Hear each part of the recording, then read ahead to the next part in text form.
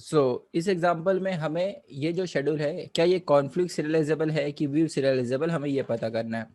तो सबसे पहले हम लोग टेस्ट करेंगे कि ये कॉन्फ्लिक्ट सीरियलाइजेबल है कि नहीं। अगर कोई शेड्यूल कॉन्फ्लिक्ट सीरियलाइजेबल है तो वो हमेशा व्यू सीरियलाइजेबल भी होता है, राइट। यहाँ पर अगर हम इस शेड्यूल को देखें तो देखो, आपको प्रेसिडेंस ग्राफ कैसे ड्रॉ करना है। जितने ट्रांजेक्शन है, पहले वो ट्रांजेक्शन के जितने भी ट्रांजेक्शन है उतने नोड्स बना लो। तो यहाँ पर दो ट्रांजेक्शन है T1 एंड T2, तो हम दो नोड्स क्रिएट करेंगे, एक T1 और दूसरा T2, ठीक है। फिर हम कॉन्फ्लिक्टिंग पेयर्स ढूंढेंगे कि कॉन्फ्लिक्टिंग ऑपरेशंस कौन कौन से है। T1 में आप देखोगे रीड ऑपरेशन है, राइट, और यहाँ पर एक राइट ऑपरेशन है। तो ये कॉन्फ्लिक्टिंग पेयर है। डायरेक्शन क्या है? डायरेक्शन का मतलब होता है कौन पहले हो रहा है कौन बाद में हो रहा है। तो पहले रीड हो रहा है फिर राइट हो रहा है, तो रीड कहाँ हो रहा है? T1 में, और राइट T2 में हो रहा है। T1 से लेकर T2 तक एरो बनाएंगे, ओके। फिर दूसरा कॉन्फ्लिक्टिंग ऑपरेशन कौन सा है? ये राइट और ये राइट है ना, और इसका डायरेक्शन कैसा है? T1 से T2 तक, राइट, मतलब टी सेम रहेगा। और मुझे कोई दूसरा कॉन्फ्लिक्टिंग बता सकते हो? यस, ये देखो, ये रीड है और ये राइट है, और इसका डायरेक्शन कैसा है? इसका डायरेक्शन है T2 से लेकर T1 तक, मतलब पहले T2 हो रहा है फिर T1 हो रहा है। आप समझ रहे हो? डायरेक्शन का मतलब कौन पहले हो रहा है कौन बाद में हो रहा है, वो फ्लो दिखाना। तो दोस्तों यहाँ पर क्या हो रहा है? T2 पहले हो रहा है फिर बाद में क्या हो रहा है? T1 हो रहा है, करेक्ट। इतना समझा आपको? फिर अब यहाँ पर आप देखोगे कि ये जो प्रेसिडेंस ग्राफ बनी इसके अंदर साइकिल प्रेजेंट है, और अगर साइकिल प्रेजेंट है तो दोस्तों ये कॉन्फ्लिक्ट सीरियलाइजेबल नहीं होगा। ये कॉन्फ्लिक्ट सीरियलाइजेबल नहीं होगा। उसका क्या मतलब है? उसका मतलब ये है कि दोस्तों अगर इसमें साइकिल है ना, तो हम ऐसा कोई भी सीरियल शेड्यूल नहीं फाइंड कर सकते जिसमें कॉन्फ्लिक्टिंग ऑपरेशंस के डायरेक्शन हमें यहाँ पर जैसे दिख रहे हैं वैसे मिले। और क्यों साइकिल मिलने पर हम क्यों कॉन्फ्लिक्ट सीरियलाइजेबल नहीं फाइंड कर सकते? उसका एकदम सिंपल सा रीजन ये है कि अगर आप कोई भी सीरियल शेड्यूल लेते हो, सपोज T1 में पहले एग्जीक्यूट कराता हूँ, तो पहले क्या होगा? रीड एक्स, इसमें दो ऑपरेशन है ना, रीड एंड राइट, करेक्ट। और उसके बाद अगर मैं T2 कराता हूं तो T2 का रीड होगा और फिर उसका राइट होगा। दोस्तों अगर T1 के बाद आप T2 रन कराते हो तो सारे कॉन्फ्लिक्टिंग जो ऑपरेशन है उसके डायरेक्शन T1 से T2 की तरफ रहेंगे, है ना, क्योंकि टाइमलाइन में पहले T1 पूरा हो रहा है फिर T2 हो रहा है। और अगर आप दूसरा लेते हो कि पहले T2 के सारे रन करा लेते हो, मतलब T2 में रीड एक्स और उसका राइट एक्स, फिर T1 का रीड एक्स राइट एक्स, तो इस केस में क्या होगा कि सारे कॉन्फ्लिक्टिंग ऑपरेशंस के डायरेक्शन T2 से T1 की तरफ रहेंगे, करेक्ट। तो जो भी सीरियल शेड्यूल होते हैं ना, उसमें डायरेक्शन एक ही हो सकता है, या तो मतलब वन डायरेक्शन होगा। आप देख रहे हो ना, सब एक ही तरफ कॉन्फ्लिक्ट ऑपरेशन फ्लो हो रहे हैं। अगर आपके गिवन शेड्यूल में आपको जो भी शेड्यूल दिया गया है उसमें कॉन्फ्लिक्टिंग ऑपरेशन के डायरेक्शन दोस्तों जिगजैग है, मतलब T1 से T2 की तरफ भी है, T2 से T1 की तरफ है, तो दोनों कंडीशन हम यहाँ पर किसी भी सीरियल शेड्यूल में नहीं हम सेटिस्फाई कर सकते। आप समझ रहे? सीरियल शेड्यूल में सिर्फ वन डायरेक्शनल कॉन्फ्लिक्ट का फ्लो होगा। दोनों डायरेक्शन अगर चाहिए तो दोस्तों कोई भी सीरियल शेड्यूल में मिल नहीं सकता, इसलिए वो कॉन्फ्लिक्ट सीरियलाइजेबल नहीं है। Is that clear? क्लियर है तो यस लिखो कमेंट बॉक्स में। तो प्रेसिडेंस ग्राफ में अगर हमें मिल गया साइकिल तो कॉन्फ्लिक्ट सीरियलाइजेबल वो नहीं होगा। अब हमें ये चेक करना है कि गिवन जो शेड्यूल है, क्या वो गिवन शेड्यूल क्या ये व्यू सीरियलाइजेबल है कि नहीं। Schedule, if the given schedule is not conflict serializable then it can be view serializable if and only if there is a blind write. So क्या आपको पूरे डायग्राम में कहीं पर भी ब्लाइंड राइट दिख रहा है? जो पूरा डायग्राम है क्या इसके अंदर कहीं पर भी ब्लाइंड राइट है?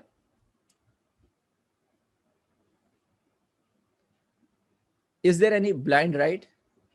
दोस्तों आप देखोगे इसका क्या आंसर है, ब्लाइंड राइट है कि नहीं ये पूरे ट्रांसलेशन में। ये जो राइट है ये रीडिंग के बाद हो रहा है ना, और ये जो राइट है ये रीडिंग के बाद हो रहा है, तो there is no blind write. समझे? व्यू सीरियलाइजेबल क्या बोलता है?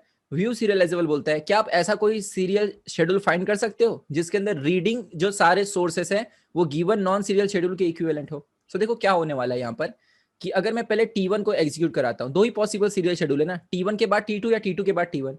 तो अगर मैं T1 को पहले रन कराता हूँ, मतलब T1 का रीड एक्स, T1 का राइट एक्स, फिर T2 का दोस्तों रीड एक्स एंड T2 का राइट एक्स, अगर मैं ये एक सीरियल शेड्यूल कंसीडर करूं, और दूसरा सीरियल शेड्यूल क्या होगा कि पहले T2 के सब करा लो और फिर T1 के कराओ, करेक्ट। तो देखो हम लोग दोनों देखते हैं, और याद रखना व्यू सीरियलाइजेबल के लिए एल्गोरिथम्स हैं, वो वहां पर पॉलीग्राफ यूज होता है, लेकिन वो मैं आपको बताऊंगा नहीं, वो कुछ काम का है नहीं। मैनुअली आप चेक करके बता दोगे। देखो यहाँ पर दोस्तों ये जो रीड एक्स है ये कौन सी वैल्यू रीड करेगा? ये रीड एक्स कौन सी वैल्यू रीड करेगा? डेटाबेस में जो रहेगा ओरिजिनल, राइट, डेटाबेस से ओरिजिनल वैल्यू रीड करेगा। ये भी दोस्तों डेटाबेस से ओरिजिनल वैल्यू रीड करेगा। तो देखो व्यू सीरियलाइजेबल का मेन कंसेप्ट क्या है कि रीडिंग सोर्स सेम होने चाहिए, है ना। तो अगर इस शेड्यूल में दोनों रीड ऑपरेशन डेटाबेस से वैल्यू रीड करेंगे, करेक्ट, डेटाबेस से वैल्यू रीड करेंगे, लेकिन आप देख रहे हो कि ये जो सीरियल शेड्यूल है दोस्तों, इसमें ये रीड किसका वैल्यू रीड करेगा, ये जो सीरियल शेड्यूल है इसमें ये रीड ऑपरेशन किसका वैल्यू रीड करेगा, T2, right perform by T1, correct. T1 यहाँ पे राइट परफॉर्म कर रहा है ना, तो T1 जो भी यहाँ लिखेगा वो जाकर T2 रीड करेगा।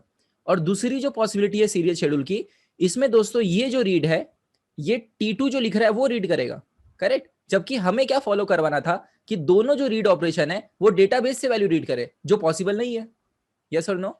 इसलिए दोस्तों अगर ब्लाइंड राइट नहीं है, इट इज यहाँ पे ब्लाइंड राइट नहीं है, ये देख रहे हो ना, रीड के बाद राइट हुआ, तो ऐसे केसेस में दोस्तों व्यू सीरियलाइजेबिलिटी हमें नहीं मिलेगी। क्या आपको एक क्लियर है? तो यस लिखिए। अब देखो अगर इसी को मैं चेंज कर दूं, देखो अगर मैं ये रीड हटा दूं, सपोज ये रीड है ही नहीं, तब क्या ये व्यू सीरियलाइजेबल होगा? इसका आंसर कमेंट बॉक्स में मुझे बताओ। अगर मैं ये रीड हटा दूं, क्या ये व्यू सीरियलाइजेबल होगा? यस और नो? फटाफट, क्या हुआ, इतना टाइम क्यों लग रहा है दोस्तों? मैंने ये हटा दिया, रीड हटा दिया, तब क्या ये व्यू सीरियलाइजेबल है? Yes, because it is conflict serialisable ना, ये व्यू सीरियलाइजेबल हो because it is conflict serializable, right. क्योंकि सारे कॉन्फ्लिक्टिंग ऑपरेशन के डायरेक्शन कैसे है, T1 से T2 की तरफ। और आपको देखो लॉजिकली भी समझ जाएगा कि अगर मैं T1 के बाद T2 रन करूं, लॉजिक समझ के रखो, अगर आपको T1, अगर मैं T1 पहले रन कर रहा हूं, देखो यहाँ पर अगर मैं T1 पहले रन कर रहा हूं, सो दोस्तों यहाँ पर कौन कौन रीड कर रहा है? सिर्फ ये रीड कर रहा है, और इस केस में भी ये जो रीड कर रहा है ये डेटाबेस की वैल्यू रीड करेगा, यहाँ पर भी ये भी डेटाबेस की वैल्यू रीड करेगा, और यहाँ पर आखिरी में ये लिख रहा है, और यहाँ पर भी आखिरी में यही लिख रहा है T2। तो याद है आपको व्यू सीरियलाइजेबल के यही तो रूल थे कि रीड सोर्स सेम होनी चाहिए, और लास्ट में जो लिखता है वही यहाँ पर भी लास्ट में लिख रहा है, यस और no. So it is view serializable because it is conflict serializable. So आगे बढ़ते हैं हम लोग, अगले क्वेश्चन की तरफ जाते हैं। देखो ये जो नेक्स्ट है, इसके अंदर दोस्तों बताइएगा मुझे, ये जो गिवन शेड्यूल दिया गया है क्या ये कॉन्फ्लिक्ट सीरियलाइजेबल है कि नहीं? आप देख के बता दोगे बिना प्रेसिडेंस ग्राफ ड्रॉ किए। अगर जिगजैग मिला डिपेंडेंसी मतलब नहीं है वो। क्या ये कॉन्फ्लिक्ट सीरियलाइजेबल है?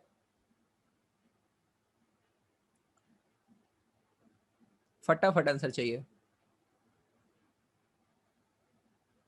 No, because there is circular dependency, right. यार फटाफट आंसर दिया करो, बाकी के लोग ऐसे लिख ही नहीं रहे, ऐसा एनर्जी जा रहा है यार, ऐसा नहीं करो।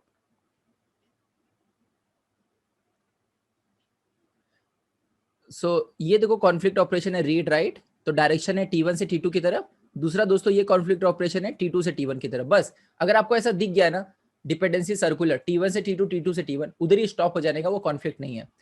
फिर अब बात आती है क्या ये व्यू सीरियलाइजेबल है? क्या कॉन्फ्लिक्ट तो नहीं है, क्या ये व्यू सीरियलाइजेबल है? तो इसका आंसर मुझे बताओ, क्या गिवन शेड्यूल व्यू सीरियलाइजेबल है?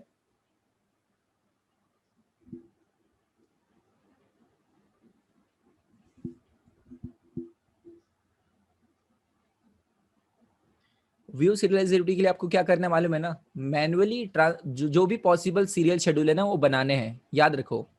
व्यू सीरियलाइजेबिलिटी चेक करना है, मैनुअली आप सीरियल शेड्यूल बनाओ और देखो उसमें क्या रीड सोर्सेस सेम है कि नहीं है, समझे? अब देखो अपने पास दोस्तों ये T1 T2 दो ट्रांजेक्शन है, तो कितने सीरियल शेड्यूल पॉसिबल है? दो, T1 followed by T2, T2 followed by T1, right. तो अगर मैं T1 पहले रन करा दूं, मतलब read x, write X, read X, then T2 run कराऊं जिसमें राइट एक्स लिखता हूं। दूसरी पॉसिबिलिटी क्या है? ऐसा आपको सारी पॉसिबिलिटी लेके खुद देखना होगा, व्यू में यही एल्गोरिथम आपको अप्लाई करना है, ठीक है। सो अगर मैं T2 पहले रन कराता हूँ फिर T1 कराता हूँ, तो ये पॉसिबल दो हमें मिलेंगे। अच्छा दोस्तों इसके अंदर कितने रीड है? व्यू का क्या कंसेप्ट है? व्यू का कंसेप्ट है कि हर एक जो रीड सोर्स है वो सेम होना चाहिए। इसका रीड सोर्स क्या है? डेटाबेस, है ना। इसका रीड सोर्स क्या है? कमेंट बॉक्स में बताओ। ये जो रीड होगा इसका रीड सोर्स क्या होगा? T1 की T2? इसका रीड सोर्स ये खुद होगा। देखो ना, ये राइट करने के बाद, ये राइट करने के बाद इधर राइट हो रहा है ना, तो जो लेटेस्ट राइट है वो पड़ेगा ना, वो जो लेटेस्ट राइट है वो पड़ेगा। इसलिए इसकी डिपेंडेंसी दोस्तों ये इसके खुद के ऊपर है ना, खुद का जो। अब हम लोग देखते हैं कि ये दोनों चीजें यहाँ पे फॉलो हो रही कि नहीं। क्या इसमें फॉलो हो रहा है? ये जो फर्स्ट जो पॉसिबिलिटी है serial schedule T1 followed by T2, इसमें क्या ये फॉलो हो रहा है? ये जो मैंने दो बताया, रीड सोर्स फॉलो हो रहा है, यस। यहाँ पे देखो इनिशियली डेटाबेस का वैल्यू रीड करेगा और ये रीड एक्स जो है कौन सा वैल्यू रीड करेगा, जो अभी लिखा गया है, बिल्कुल फॉलो हो रहा है। लेकिन दोस्तों इसमें तीसरा रूल नहीं फॉलो हो रहा है। तीसरा रूल याद है आपको व्यू सीरियलाइजेबिलिटी का क्या था? आखिरी में जो लिखेगा डेटाबेस में वैल्यू, वही यहाँ आपके सीरियल शेड्यूल में भी लिखना चाहिए। तो मुझे बताओ दोस्तों, एक्स की आखिरी वैल्यू इस ट्रांसेक्शन में, इस शेड्यूल में कौन सा ट्रांसेक्शन लिख रहा है? एक्स की आखिरी वैल्यू इस पूरे ट्रांसेक्शन में कौन सेट, सॉरी इस पूरे शेड्यूल में कौन सेट कर रहा है? T1 ना, यस और नो? देखो इसके राइट के बाद इसने राइट किया, इसलिए आखिरी में कौन सेट कर रहा है? हम लोग क्यों देखते हैं, हम लोग ऐसा क्यों देखते हैं कि आखिरी में जो सेट कर रहा है वही सीरियल में भी करना चाहिए? बिकॉज दोस्तों इसके बाद अगर कोई आके पढ़ेगा ना, वो भी एक्चुअली में रीड को ही ध्यान में दे रहा है कि आगे आके अगर कोई पढ़ेगा तो दोनों शेड्यूल में सेम होना चाहिए वो। तो दोस्तों यहाँ पर तो T2 लिख दे रहा है आखिरी में, जबकि यहाँ पर T1 लिख रहा है, तो नहीं चलेगा। It is not view equivalent to this. Okay, जरा हम लोग इसकी बात करते हैं। तो दोस्तों ये तो पूरी तरह से फेल हो गया नेक्स्ट वाला। क्यों? क्योंकि यहाँ पर जो रीड होगा वो इसका लिखा हुआ वैल्यू रीड होगा, जबकि यहाँ पर क्या हो रहा था, डेटाबेस से रीड कर रहे थे। इसलिए ये दोनों व्यू इक्विवेलेंट नहीं हुए, क्योंकि यहाँ पे रीडिंग सोर्स ही चेंज हो गए। इसलिए इस पर्टिकुलर नॉन सीरियल शेड्यूल के लिए सिर्फ दो ही सीरियल शेड्यूल पॉसिबल थे, और उसमें से एक भी कॉन्फ्लिक्ट सीरियलाइजेबल, सॉरी उसमें से एक भी उसके व्यू इक्विवेलेंट नहीं है। Hence the given schedule is not view serializable. क्या आपको क्लियर हुआ कैसे एग्जाम में करना है? अगर दोस्तों हमारे पास तीन ट्रांसेक्शन होते थे, T1 T2 T3, तो मुझे कमेंट बॉक्स में बताओ कितने टाइप के पॉसिबल सीरियल शेड्यूल होते थे। अगर मेरे पास तीन ट्रांसेक्शन है, T1 T2 T3, T1 T2 T3, तो हम लोग कितने तरीके से अरेंज कर सकते हैं इसको? 3 फैक्टोरियल से 6 होते थे। लेकिन आपको एग्जाम में 6 बनाने नहीं पड़ेंगे, वो प्रैक्टिस करते करते आपको खुद ही देख के विजुलाइज हो जाएगा कि मैं कैसा सीक्वेंस रखूं ताकि जो रीड सोर्सेस है वो सेम रहे। देखो अगर आपको इतना समझ चुका है कि यहाँ पर ये डेटाबेस से वैल्यू रीड कर रहा है ना, तो थोड़ा सोच कर देखो ना कि अगर आप T2 को इसके बाद रखते हो तो लास्ट में T2 लिखेगा, जबकि वो वैलिड नहीं है क्योंकि यहाँ पर T1 लिख रहा है लास्ट में। अगर आप T2 को पहले रख दोगे तो ये जो रीडिंग है ये T2 से रीड होगा, जो गलत हो जाएगा। तो ऐसे आपको बनाने की जरूरत नहीं पड़ेगी, आप ऑब्जर्व करके ऐसे मन में ही कैलकुलेट कर लोगे कि हाँ वो पॉसिबल होगा, ये पॉसिबल नहीं होगा। अभी जस्ट ये जैसे जैसे आगे बढ़ेगा वैसे आपको खुद ही क्लियर होने लगेगा। तो चलो हम लोग नेक्स्ट क्वेश्चन पे आते हैं। ये जो शेड्यूल है दोस्तों, इसे देखो और बताओ क्या ये कॉन्फ्लिक्ट सीरियलाइजेबल है?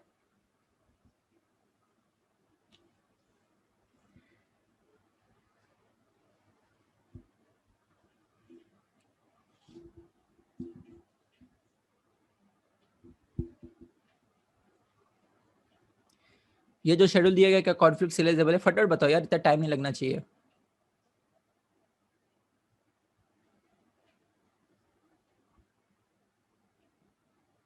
कॉन्फ्लिक्ट ऑपरेशंस दिख रहे हैं, ये रीड है, फिर ये राइट है ना, डायरेक्शन T1 से T2 की तरफ। ये राइट है, ये रीड है, डायरेक्शन T1 से T2 की तरफ। करेक्ट? यहां पर दोस्तों ये रीड है और ये राइट है, डायरेक्शन T3 से T2 की तरफ। ये रीड है, नहीं कोई कॉन्फ्लिक्ट नहीं। यहां पर दोस्तों आप देखोगे और क्या कोई आपको सर्कुलर मिल रहा है? नो, जो लोग बोल रहे हैं उनको कौन सा सर्कुलर में पेयर मिल रहा है? अगर इसका हम डायग्राम बनाए, लिसन दोस्तों, आपको सबसे पहले क्या बनाना है? नोड बनाना है, T1 T2 T3 पूरा बना के बताओ। एक कॉन्फ्लिक्टिंग पेयर, ये वेरिएबल सेम होना चाहिए। आप सिर्फ रीड राइट तो नहीं देख रहे हो ना पागल जैसा, वेरिएबल सेम होना चाहिए। यहाँ पर ये y है और ये x है, ठीक है? रीड ऑन x और राइट ऑन x ये कॉन्फ्लिक्टिंग है, तो डायरेक्शन क्या है? T1 से T2 की तरफ।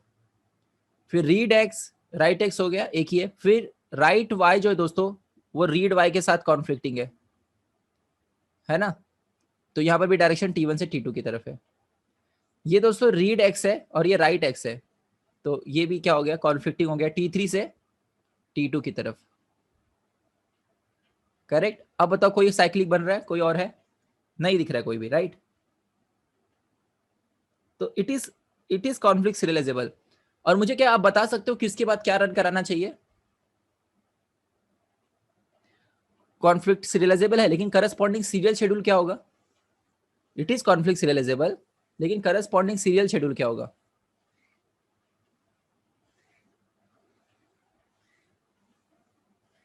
क्या बता सकते हो? यस, वेरी गुड यश। तो देखो यहाँ पर दोस्तों क्या हो रहा है कि T1 के बाद T2, ये डायग्राम से आपको देखकर बताना है। ये डायग्राम आपको क्या बताता है कि T1 के बाद T2 हो, ये आपको कंट्रोल फ्लो ही बता रहा है ना, और T3 के बाद T2 हो, मतलब कुल मिलाकर बात ये हो गई, ध्यान से समझना, रुको रुको भाई बहन सर नहीं, कुल मिलाकर बात ये हो गई कि T3 और T1 के बाद ही T2 होना चाहिए, मतलब T2 लास्ट में रहेगा। अब दोस्तों उसके पहले T1 और T3 कब होंगे, उनके बीच में कोई डिपेंडेंसी नहीं है। क्या T1 और T3 के बीच में कोई डिपेंडेंसी है? T1 और T3 के बीच में कोई डिपेंडेंसी है कि पहले T1 होना चाहिए कि T3 होना चाहिए? मैं जो क्वेश्चन पूछ रहा हूं आपको समझ रहे हैं? क्या T1 और T3 के बीच में कोई डिपेंडेंसी है कि उनमें से कौन पहले होना चाहिए?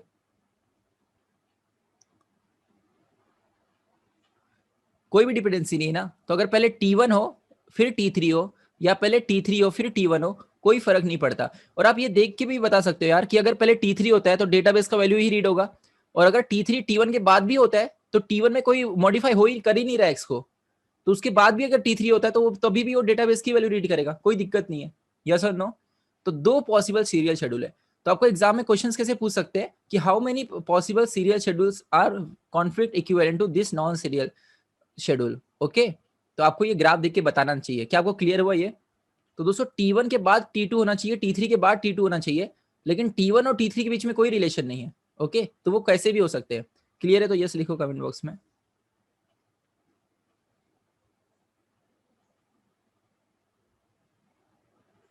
आपको डाउट रहता है ना तो आप ट्रांजेक्शन बना के देख लेना ना उस सीक्वेंस में, तब वो खुद ही समझ जाएगा कॉन्फ्लिक्टिंग ऑपरेशन सही जा रहे हैं। नेक्स्ट आते हैं, देखो ये एग्जांपल, क्या ये कॉन्फ्लिक्ट सीरियलाइजेबल है कि नहीं?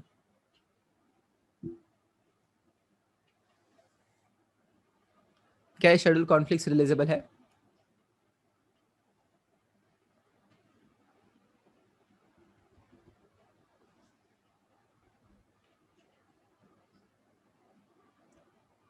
जिगजैग डिपेंडेंसी मिली आपको, रीड एक्स राइट एक्स,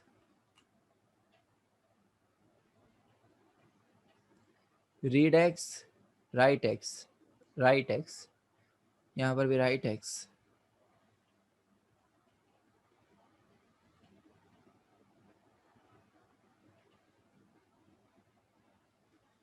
फिर इसके बाद दोस्तों यहाँ पे रीड वाई और राइट वाई, है ना। तो ऐसा आपको उसमें अंदर बनाने की जरूरत नहीं है, आप ये बना के देख लो, आपको साइकिल मिलेगा T1 T2 T3। ओके, सो पहले T1 से देखते हैं फ्लो।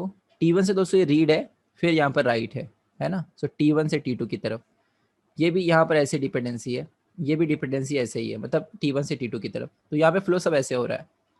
Z की जहां तक बात है, Z की दोस्तों जहां तक बात है, तो आप देखोगे Z का यहाँ पर कोई Z को यूज कर रहे हैं यहाँ पे आगे नहीं, इसका किसी से भी लेना देना नहीं।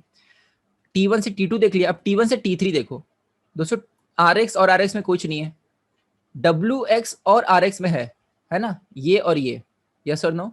तो T3 से लेकर, आप समझ रहे हो, हर एक ट्रांसेक्शन के बीच में आपको डिपेंडेंसी चेक करनी है। तो पहले मैंने T1 T2 के बीच में किया, अब T1 T3 के बीच में कर रहा हूँ। तो दोस्तों ये रीड एक्स और ये राइट एक्स है, जिसमें T3 पहले हो रहा है फिर T1 हो रहा है, तो दूसरा एरो आएगा T3 से T1 की तरफ। समझा कैसे बनाना है? अब इस T1 का दोस्तों आपने T2 और T3 के साथ पूरा चेक कर लिया, कुछ भी बचा नहीं है। अब हम लोग बचा हुआ देखेंगे T2 और T3 के बीच में, तो इसे मैं रफ कर देता हूँ। सो सी, अब यहाँ पर दोस्तों हम लोग T2 और T3 की बात करते हैं। तो देखो T2 में आप देखो ये यहाँ पे रीड एक्स हो रहा है और ये राइट एक्स है ना, और ये भी राइट एक्स है। तो एक डिपेंडेंसी है T3 से T2 की तरफ। ओके, आप इसको इसको साइकिल मत बता देना, ये एरो का डायरेक्शन देखो, ये साइकिल नहीं है, ये ऐसा एरो है और ये ऐसा एरो। साइकिल में एक ही ऐसा डायरेक्शन में आना चाहिए एरो, समझ रहे हो ना, मतलब ऐसे ऐसे फिर ऐसे। यहाँ पर ये उल्टा है, रिवर्स, नहीं तो पता चला गोला दिख रहा है तो साइकिल बोल दिया। सो अब यहाँ पर आप देखोगे नेक्स्ट, ये जो रीड है दोस्तों, रीड वाई और ये राइट वाई, ये दोनों हो गया कॉन्फ्लिक्टिंग ऑपरेशन, है ना। और इसमें डिपेंडेंसी कैसा है कि पहले T2 फिर T3 से, सो T2 से T3 की तरफ, और यहां पर बन गया साइकिल, राइट। T2 से T3, T3 से T2, ये साइकिल बन गया ना। और जैसी साइकिल बना वो कॉन्फ्लिक्ट सीरियलाइजेबल नहीं होगा। Is that clear? So there is a cycle between T2 and T3। Clear है? साइकिल मिलते ही आपको छोड़ देना वहां पे, आगे और बचाओ चेक ही मत करो। अब हम लोग बात करते हैं व्यू सीरियलाइजेबल है कि नहीं। क्या ये पूरे शेड्यूल में ब्लाइंड राइट्स है? यस और नो? क्या आपको ब्लाइंड राइट्स दिख रहे हैं? सिर्फ ब्लाइंड राइट्स का मतलब ये नहीं होता कि व्यू सीरियलाइजेबल है। कॉन्फ्लिक्ट सीरियलाइजेबल नहीं आया, होप सबको समझ में आया। क्या ये व्यू सीरियलाइजेबल है क्या? तो मुझे बताओ ब्लाइंड राइट्स कहाँ पर है, कौन से शेड्यूल में ब्लाइंड राइट, कौन से ट्रांजिशन में ब्लाइंड राइट्स है? अनम्यूट करके बता सकते हो। T1 T2 T3 किस में ब्लाइंड राइट्स है?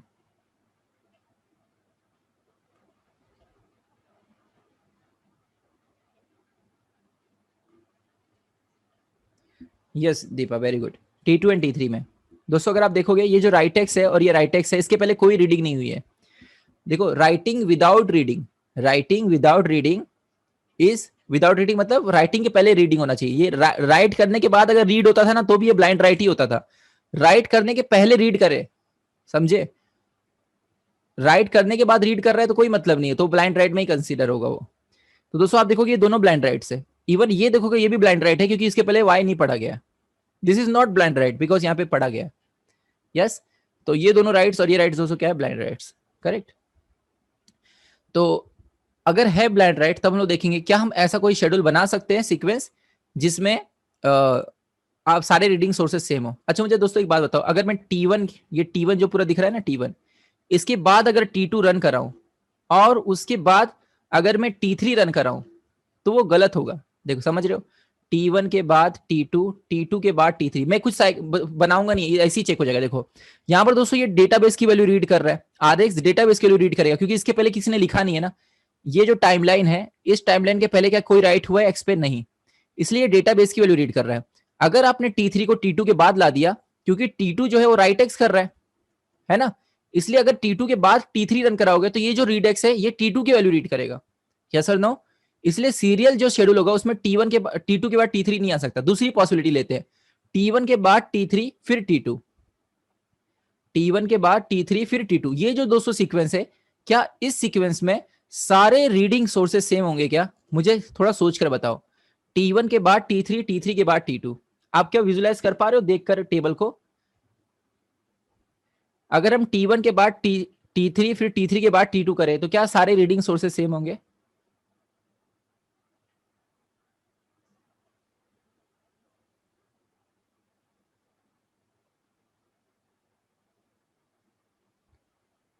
नहीं होगा, राइट? क्यों? क्योंकि अगर T1 के बाद T3 करोगे तो ये जो रीड एक्स है इसने जो लिखा है वो पढ़ लेगा, है ना? किसी को नहीं विजुलाइज हो रहा था माइक ऑन करके बोल दो सर मुझे नहीं समझा। दूसरा सीक्वेंस दोस्तों लेते हैं, पहले T3 कराते हैं, पहले T3 कराते हैं, फिर हम लोग T1 कराते हैं, फिर T2 कराते हैं। अगर ये सीक्वेंस देखा जाए तो इसमें क्या गड़बड़ी है?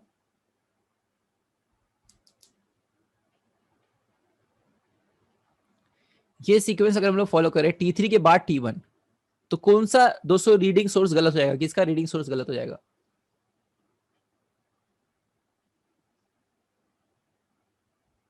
पता कर पा रहे हो? यस, T2 का। यस, सो देखो कुल मिलाकर बात ये हो गई, अगर आपको इतना समझ चुका है कि अगर हम लोग T3 की पहले रन करा दे दोस्तों तो ये दोस्तों T2 का जो रीड वाई है ये यहाँ पर डेटाबेस से वैल्यू रीड कर रहा है, जबकि अगर आप T3 के बाद T2 कराओगे तो ये रीड कहां से करेगा? ये इसका लिखा हुआ रीड करेगा। तो अगर आप देखोगे एक्चुअली में प्रॉब्लम यहाँ पर क्या है कि जो साइक्लिक डिपेंडेंसी है ना वो ब्लाइंड राइट्स की वजह से नहीं थी। एक्चुअली में आप देखोगे ये रीड दोस्तों, ये राइट, ये डिपेंडेंसी है और दूसरा डिपेंडेंसी ये था, है ना? तो एक्चुअली में अगर आप पहले T2 कराते हो और फिर T3 कराते हो, ध्यान सुनना, पहले आप T2 कराते हो फिर T3 कराते हो तो इस रीड को प्रॉब्लम हो जाएगा, करेक्ट? और अगर आप पहले T3 कराते हो फिर T2 कराते हो तब इस रीड को प्रॉब्लम हो जाएगा। तो यहां पे अब साइकिल ब्रेक ही नहीं हो पाएगी। यस और नो? समझ में आया? पहले T2 कराओ और फिर T3 कराओ, पहले T3 कराओ या फिर T2 कराओ, दोनों ही केसेस में रीडिंग को प्रॉब्लम हो रहा है, रीड सोर्स चेंज हो रहे हैं। अब दोस्तों इस सीक्वेंस को छोड़कर कोई दूसरा सीक्वेंस ही पॉसिबल नहीं है क्योंकि जितने भी सीक्वेंस होंगे उसमें या तो पहले T2 होगा फिर T3 होगा या T3 होगा फिर T2 होगा, दोनों ही गलत हो रहे हैं। यस और नो? क्या आपको समझ में आया कि नहीं? तो आपके जो प्रेसिडेंस ग्राफ में साइकिल बन रही थी ना T1 T2 T3, तो जो साइकिल बन रही थी ना T1 से T2 T2 से T3, आप देखो वो साइकिल को क्या हम ब्रेक कर सकते हैं क्या रीड सोर्स को सेम रखकर? तो नहीं कर पा रहे। T2 के बाद T3 करो या T3 के बाद T2 करो सीरियल मैनर में, रीड सोर्स चेंज हो जा रहे हैं। क्लियर है तो कमेंट बॉक्स में लिखो यस, आगे बढ़ूं मैं। सबको क्लियर है?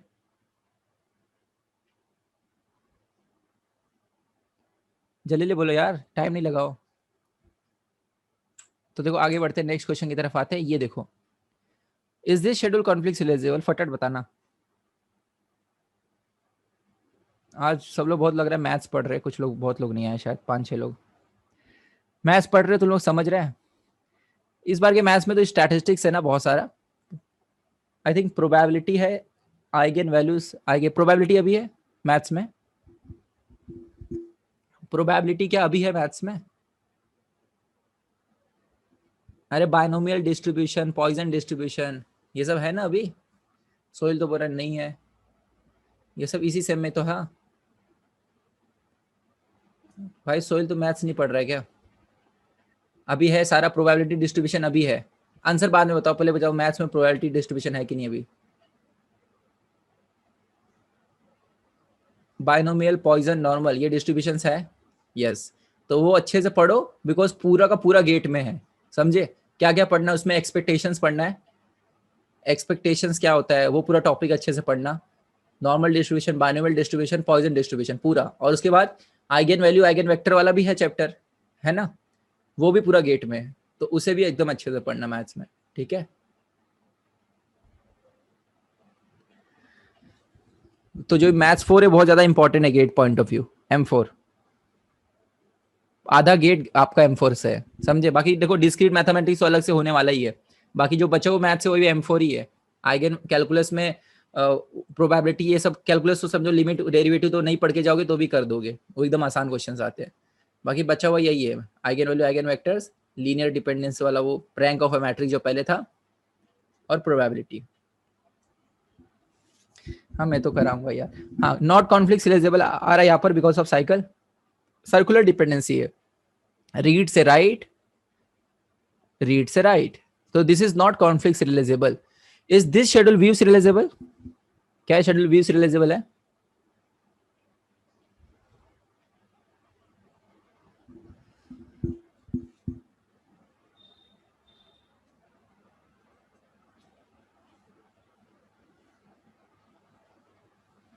देखो देख के ही बताना है, कुछ करना नहीं है यार। T1 के बाद T2 कराओगे, दोनों ही केसेस में दोस्तों रीड सोर्स डेटाबेस है ना, ये फ्रेश एकदम रीड है।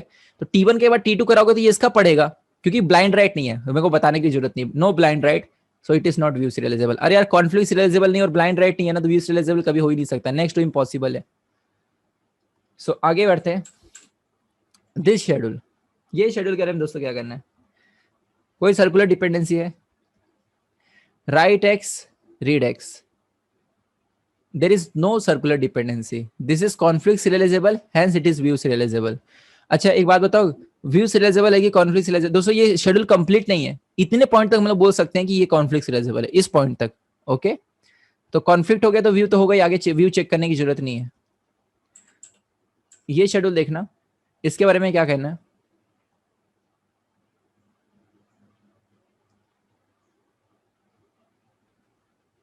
क्या गिवन शेड्यूल कॉन्फ्लिक्ट सीरियलाइजेबल है? डिपेंडेंसी चेक करो। रीड एक्स, T1 और T2 के बीच में कोई डिपेंडेंसी है? नहीं। T1 और T3 के बीच में डिपेंडेंसी है? यस, ये डिपेंडेंसी है ना। तो ग्राफ कैसे बनेगा? T1 T2, देखो ऐसे ग्राफ बनेगा, T1 T2 T3। सो T1 से T3 की तरफ है, फिर T3 से ये दोस्तों T2 की तरफ, ऐसे। ओके, तो जो it is, there is a no cycle, so it is conflict serializable, hence it is view serializable. Sequence बता सकते हो क्या होगा? ग्राफ को देखकर बताना है। T1 के बाद T3, T1 के बाद T3, T3 के बाद T2, सो T1 T3 T2, समझ गए ना? आपको जो सीरियल शेड्यूल बना बताना है वो ग्राफ देखकर ही बताना है। Is that clear? हाँ वो अलग केस होगा, सॉरी। तो यहाँ पर हम लोग आगे बढ़ते हैं नेक्स्ट। ये देखो, अब बताओ ये गिवन शेड्यूल यहाँ पर ये कॉन्फ्लिक्ट सीरियलाइजेबल है?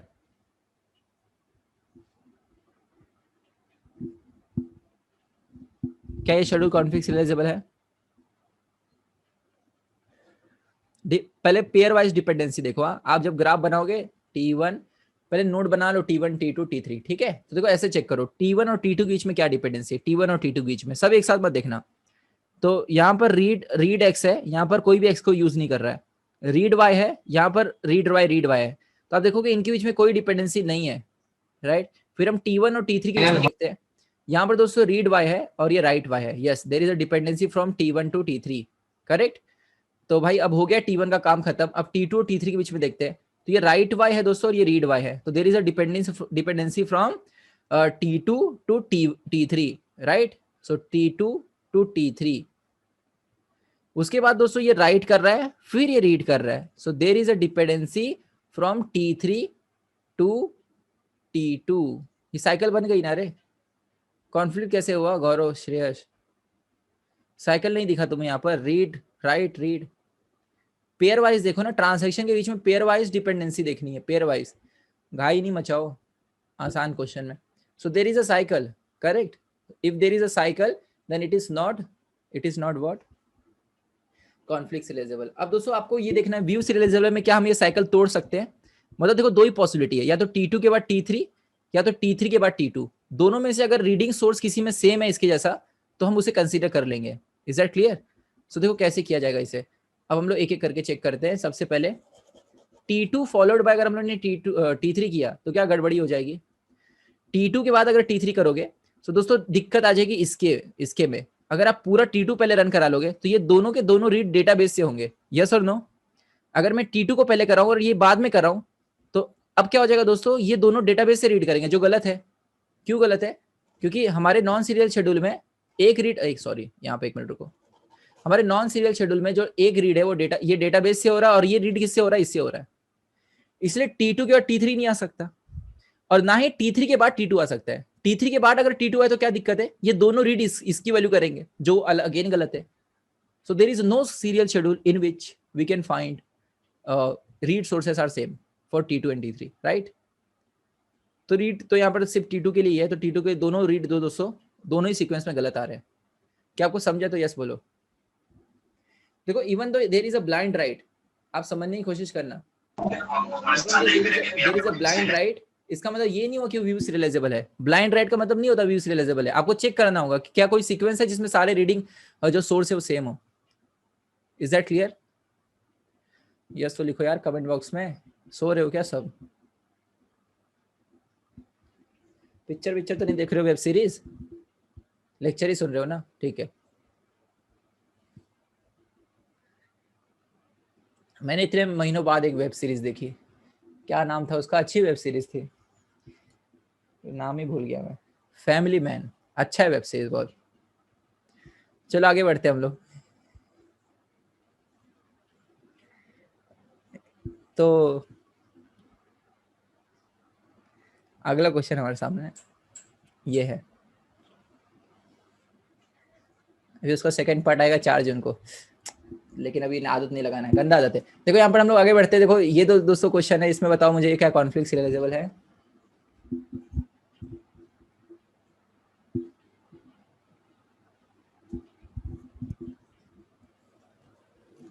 क्या ये कॉन्फ्लिक्ट सीरियलाइजेबल है या नहीं?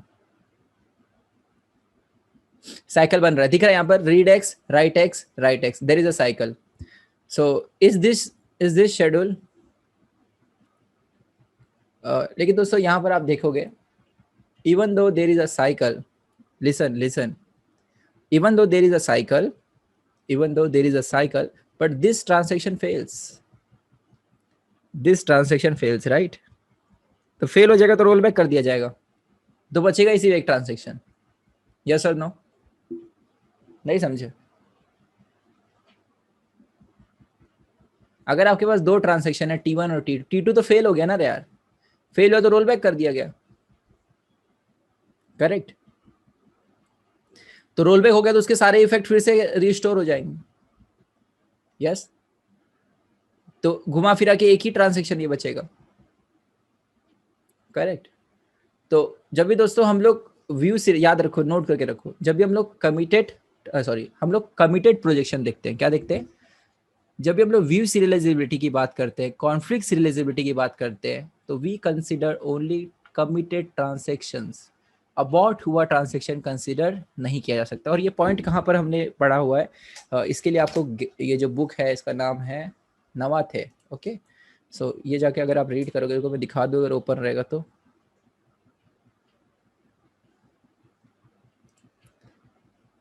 एक मिनट रुको। हाँ,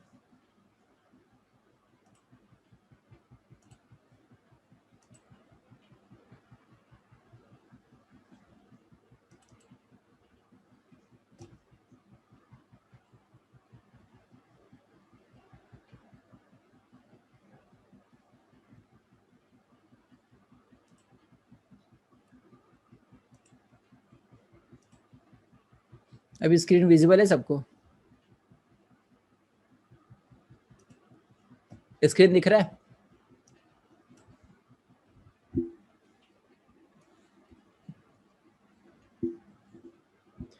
देखो मैं अब जो बता रहा हूँ सुनो, जब लोग बात करते हैं रिकवरेबल है कि नहीं, कास्केडलेस है कि नहीं, वहां पर हम लोग जो ट्रांजेक्शन दिया रहेगा उसमें रूल के हिसाब से जाएंगे कि कमिट कब कर रहा है, डर्टी रीड है तो रीडर पहले कमिट कर रहा है कि नहीं, वो सब हम लोग देखेंगे। Is that clear? वहां पर हम लोग फेलियर की वजह से रिकवर कर पा रहे हैं कि नहीं ये सब डिस्कस करते हैं ना, तो फेलियर का कंसेप्ट वहां पर होता है। ओके, तो वहां पर हम अबॉर्ट वाले, कमिट वाले सारे केसेस देखते हैं। लेकिन जब हम लोग सीरियलाइजेबिलिटी की बात करते हैं ना, तो हम लोग सक्सेसफुल जो मतलब सक्सेस हो चुके ट्रांजेक्शन उनकी बात कर रहे हैं। ठीक, कमिटेड ट्रांजेक्शन को हम स्टडी करते हैं, ना कि अबॉर्ट हुए। तो देखो यहाँ पर क्लियरली मेंशन किया गया है, अगर आप ये पढ़ोगे। So see another problem that appears here, वो जाने दो कहाँ पे बोल रहा है, ये पढ़ो। व्हेन, रुको मैं कलर चेंज कर दूं, क्या लिखा गया देखो, when transactions are submitted continuously to the system, मतलब ऐसा नहीं होगा। अच्छा बड़ा करूँ थोड़ा, रुको यार, बीच में ये जूम का ये है, अभी दिख रहा है?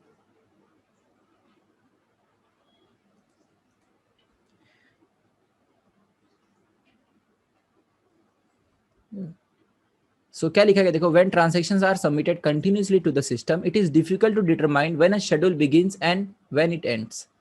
राइट, क्योंकि सिस्टम में ऐसा नहीं कि 10 ट्रांजैक्शन आके खत्म हो गए, बस कंटिन्यूअसली आते ही जा रहे आते जा रहे, मतलब मैक्सिमम में ऐसे ही होता है, कंटिन्यूअसली सिस्टम बिजी होता है। Right, serializability theory can be adapted to deal with this problem by considering only, देखो क्या लिखा गया ध्यान से पढ़ना, serializability theory मतलब serializability theory का जो कंसेप्ट है वो can be adapted to deal with this problem by considering only committed projection of a schedule S, मतलब that the committed projection CS of a schedule S includes only the operations in S that belong to committed transactions। समझे, जो transaction commit कर चुके हैं हम उनकी study करते हैं। We can theoretically define a schedule S to be serializable if committed projection is equivalent to some serial schedule। Is that clear?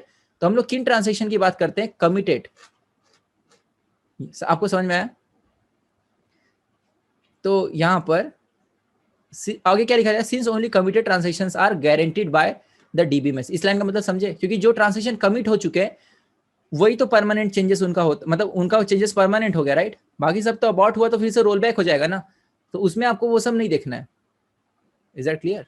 Sir इसमें सीरियलाइजेबिलिटी कैसे हेल्प करता है? सीरियलाइजेबिलिटी हमें बस ये बताता है कि जो भी हम नॉन कंकरेंट एग्जीक्यूशन कर रहे हैं वो सही है कि गलत। अगर उसका इफेक्ट किसी एक सीरियल शेड्यूल के इक्विवेलेंट है तो हम लोग कहेंगे कि गिवन नॉन कंकरेंट वाला सही काम कर रहा है, क्योंकि सीरियल शेड्यूल में कभी कभी प्रॉब्लम आती ही नहीं है, यही तो हम लोग सीरियलिजिटी में टेस्ट कर रहे हैं। लेकिन अगर कोई ट्रांजेक्शन फेल हो जा रहा है तो वो गेम से ही बाहर हो जा रहा है, क्योंकि उसकी वजह से जो भी इफेक्ट था वो रोल बैक कर दिया जाएगा। यस और नो? समझा? हाँ सर। हाँ, तो यहाँ पर बचा ही सिर्फ एक transaction, so it is both conflict and view. Okay, क्योंकि इसका सारा इफेक्ट रोल बैक हो जाएगा, तो अब इसकी इफेक्ट को देखना ही नहीं हमें, गेम में सिर्फ एक ही बचा हुआ है T1।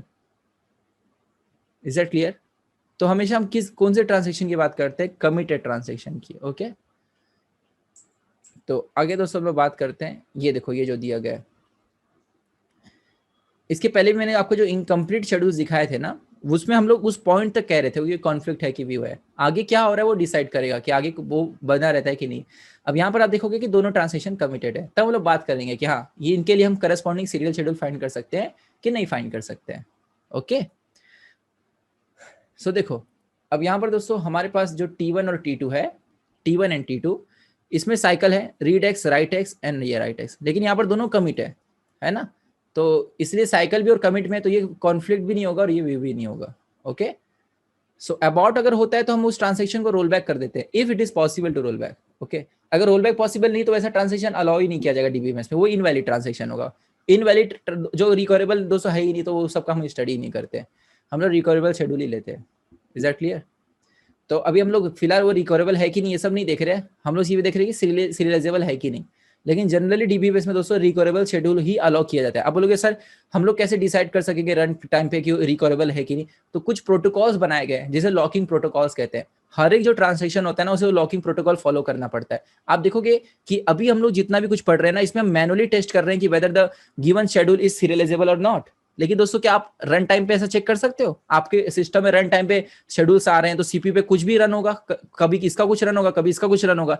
तो अगर आप बीच बीच में यही टेस्टिंग करते रह जाओगे कि साइकिल बन रहा है कि नहीं बन रहा है, तो पता चला ट्रांजेक्शन रन होने में तो बहुत टाइम चला गया, आधा टाइम तो आपका साइकिल चेक करने में चला गया, राइट?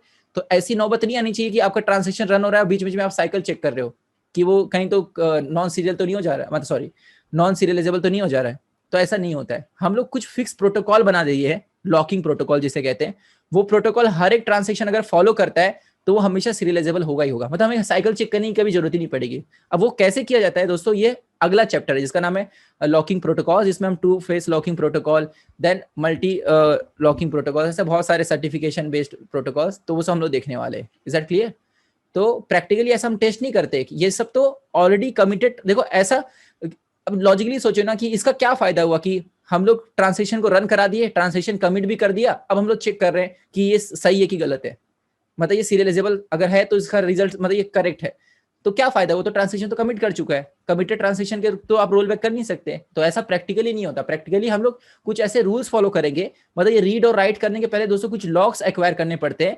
जो लॉक्स एक्वायरिंग का जो सीक्वेंस होता है वो गारंटीड मतलब गारंटी देता है कि प्रोटोकॉल हमेशा क्या होगा, प्रोटोकॉल हमेशा क्या होगा दोस्तों, सॉरी ये जो शेड्यूल हमेशा क्या होगा, सीरियलाइजेबल होगा। Is that clear?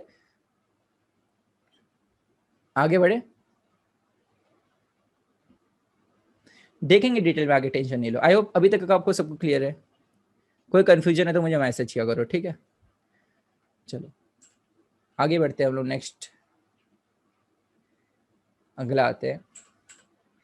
ये देखो इसके बारे में क्या कहना है, फटाफट बताओ यार। थक तो नहीं गए तुम लोग? अख्तर आजकल आंसर नहीं दे रहा। अख्तर क्या हो गया तुझे? खाना पीना खा रहा अच्छे से ना?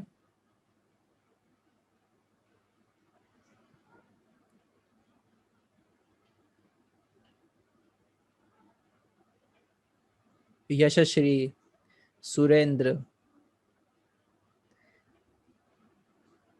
8 महीने बचे यार, 8 महीने मेहनत करना है दम लगा के।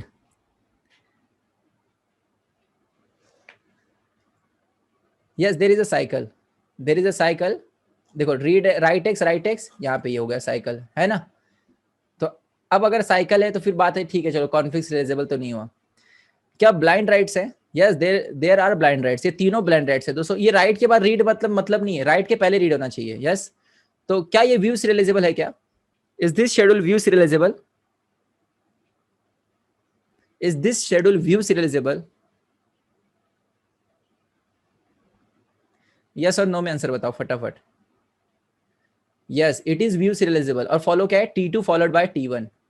अगर दोस्तों हम T2 को पहले फॉलो करें, देखो T2 अगर पहले हो उसका राइट एक्स फिर रीड एक्स, ओके, फिर T1 हो उसका राइट एक्स और रीड एक्स। सो आप देखोगे दोस्तों यहाँ पे रीड तो बस एक ही हो रहा है, और किसका वैल्यू रीड करेगा? जो खुद ने लिखा है, यहाँ पर भी वही हो रहा है। और फाइनल वैल्यू कौन लिख रहा है दोस्तों डेटाबेस में? ये T1, यहाँ पर भी okay, this is W not write, sorry not read, it is write. Okay, so यहाँ पर भी दोस्तों फाइनल में T1 लिख रहा है, करेक्ट? तो आप समझ गए क्या करना है आपको। तो आपको मैनुअली ऐसे लेकर देखना होगा क्या रीड सोर्सेस सेम है और फाइनल में वही ट्रांसलेशन राइट कर रहे हैं कि नहीं। तो this schedule is view serialisable, correct? आसान है एकदम। चलो फिर हम लोग आगे बढ़ते हैं।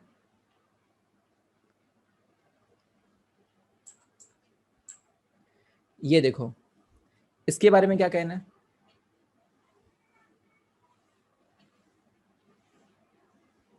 यहां पर भी अबाउट हो गया दोस्तों, है ना? अबाउट हो गया तो उस ट्रांसलेशन को डिलीट मार देना, एक ही बचेगा।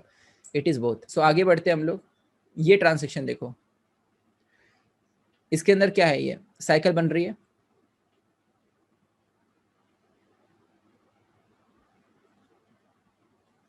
ये ट्रांसेक्शन में साइकिल बन रही है। T1 और T3 के बीच में देखो, T1 और T3 के बीच में read x, write x, then write x, cycle नहीं है? साइकिल मुझे ही नहीं दिख रहा है क्या? रीड राइट राइट है ना साइकिल। एक्स एक्स एक्स है भाई, ये वाई है। सो T1 T2 T3, तो read x write x dependency T1 से T2 की तरफ, T3 की तरफ गई, फिर राइट एक्स T3 से T1 की तरफ आई। So there is a cycle, hence it is not conflict serializable, right. तो क्वेश्चन है क्या हम ये साइकिल को ब्रेक कर सकते हैं? अब देखो दोस्तों, ये इंडिपेंडेंट है, ये रीड बाय राइट बाय किसी ऊपर यहाँ पर उन लोग यूज ही नहीं कर रहे, तो T2 अकेला ऐसा पड़ा रहेगा। क्या आप ये साइकिल को ब्रेक कर सकते हो क्या? क्वेश्चन है क्या आप साइकिल को ब्रेक कर सकते हो व्यू सीरियलाइजेबिलिटी में? तो मुझे बताओ क्या ये व्यू सीरियलाइजेबल है? सो आपको अबॉट वाले एग्जाम में नहीं आएंगे, बिकॉज सीरियलाइजेबिलिटी के अंदर हम लोग सिर्फ कमिटेड ट्रांजेक्शन का ही स्टडी करते हैं। ओके, अबॉट ट्रांजेक्शन हम लोग स्टडी करते ही नहीं है, तो आपको ऐसा एग्जाम में कोई क्वेश्चन ही नहीं आएगा जिसके अंदर अबॉट कर दिया गया ट्रांजेक्शन, आपसे पूछ रहे कि व्यू सीरियलाइजेबल है कि नहीं है, वो पढ़ते नहीं, वो इनवैलिड होते हैं, समझे। So is there any possible sequence for view equivalent? तो आंसर है दोस्तों, अगर आप T1 के बाद T3 करते हो, T1 करते हो फिर T3 करते हो, तो प्रॉब्लम ये हो जाएगी कि फाइनल डेटाबेस का वैल्यू ये लिखेगा जो गलत है। अगर आप पहले T3 करते हो फिर T1 करते हो, तो ये जो रीड है इससे होगा जो गलत होगा। So hence this cycle can not be break. आपको देखना है वो जो साइकिल वो ब्रेक कर सकते हो कि नहीं, such that read source same हो। आप समझ रहे हो ना मैं जो कह रहा हूँ? साइकिल ब्रेक करना मतलब दोनों में से कोई एक सीक्वेंस लो जिसमें रीड सोर्स बस सेम है। तो आप फिर से आके एक बार वीडियो देखना जो मैंने बताया था, उसके अंदर जो साइकिल बन रही थी वो हम ब्रेक कर पा रहे थे बिकॉज ऑफ ब्लाइंड राइट्स। तो ब्लाइंड राइट्स की वजह से साइकिल बन रही थी जिसका कुछ मतलब ही नहीं था वो साइकिल बनाने का। एक बार फिर से वीडियो देखना, ओके। सो लेकिन दोस्तों यहाँ पर ब्लाइंड राइट तो है, लेकिन वो ब्लाइंड राइट दोस्तों एक्चुअली में ये रीड की वजह से हम लोग T3 को जो है वो T1 के पहले भी नहीं ला सकते और T3 को T1 के बाद भी नहीं ले जा सकते, बिकॉज तब दोस्तों ये राइट फाइनल है, T3 को बाद में लेके गए तो T3 का फाइनल हो जाएगा, इसलिए नहीं पॉसिबल है। ओके, मैनुअली चेक करना आ गया सबको? ओके।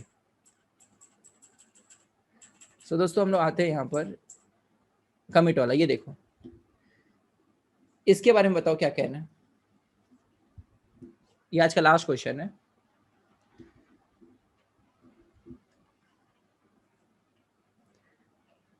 यहाँ पे साइकिल बन रही है,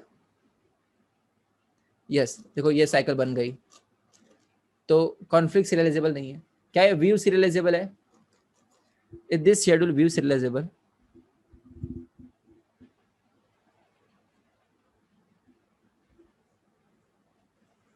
व्यू सीरियलाइजेबल बना सकते हो तो सीक्वेंस बताओ क्या होगा। नहीं बना सकते व्यू सीरियलाइजेबल क्योंकि जो साइकिल है हम ब्रेक नहीं कर पा रहे, करेक्ट। अगर T1 के बाद T3 करते हो तो प्रॉब्लम दोस्तों क्या हो जाएगी, T1 के बाद T3 करने पर सॉरी T1 के बाद अगर T2 करते हो, I am sorry for that, T1 के बाद T2 करते हो तो दोस्तों इसका रीड चेंज हो जाएगा क्योंकि ये रीड कहाँ से कर रहा है, इस राइट से कर रहा है। और अगर T2 के बाद T1 करते हो तो ये रीड का सोर्स चेंज हो जाएगा क्योंकि ये रीड डेटाबेस किससे कर रहा है। अगर T2 के बाद इसे करोगे तो ये रीड इससे करेगा। यस और नो? दोनों ही केसेस गलत हो गए।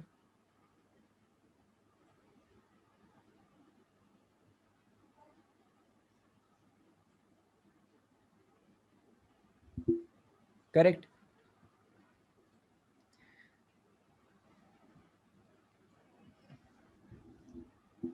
सो देखो आपको इतना तो समझ में आ गया होगा ये पूरा सिनेरियो देखे कि एक्चुअली में आप कैसे एग्जीक्यूट करा रहे हो ना उसके ऊपर डिपेंड कर रहा है। एक्चुअली में अंदर है क्या वो अलग केस है। देखो अगर इसी को मैं रीअरेंज कर दूं ना तो ये कॉन्फ्लिक्ट सीरियलाइजेबल भी बन जाएगा। अगर यही हटाकर हम लोग इसको नीचे लेकर चले जाए ऐसे और इसको इधर लेके चले जाए तब देखो ये कॉन्फ्लिक्ट सीरियलाइजेबल हो जाएगा क्योंकि सारी डिपेंडेंसी अब वन डायरेक्शनल होगी। यस और नो? तो एक्चुअली में ट्रांसलेशन के जो ऑपरेशन है वो कैसे इंटरल्यूड किए गए मैटर वो कर रहा है कि कौन कब हो रहा है, जिसकी वजह से गलत रिजल्ट आ सकता है। Is that clear?